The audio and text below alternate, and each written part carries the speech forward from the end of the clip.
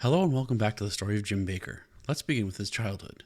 So James Ornstein Bakker was born January 2nd, 1940 in Muskegon, Michigan to Raleigh Baker, a mechanist at the local piston ring plant, and Fernia Lynette Fern Irwin, a former stenographer. The Bakers were members of the Pentecostal Assembly of God Church, and as such were strict Christian fundamentalists who forbade the children from activities that were considered sinful, such as drinking or dancing. Sounds like a party at the Baker house would be a rather dull occasion. Regardless, Jim as a young man became a disc jockey at local sock hops in the 1950s, where he became well acquainted with performing in public. If you're wondering what a sock hop is, don't worry, I had to look it up too.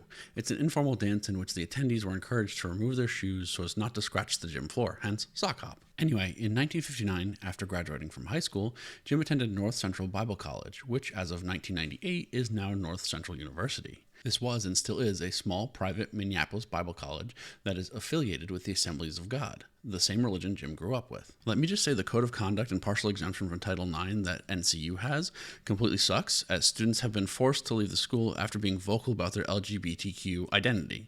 This is awful and I hate it. Thanks, NCU. So while attending university, Jim met a fellow student, Tammy Faye LaValle, in 1960. Jim worked in a restaurant while Tammy Faye worked in a nearby boutique. Jim and Tammy Faye quickly became engaged after only 3 dates together. However, their university prohibited its students from marrying during the school term, thanks Student Code of Conduct, and so the couple dropped out of college and were wed on April 1st, 1961.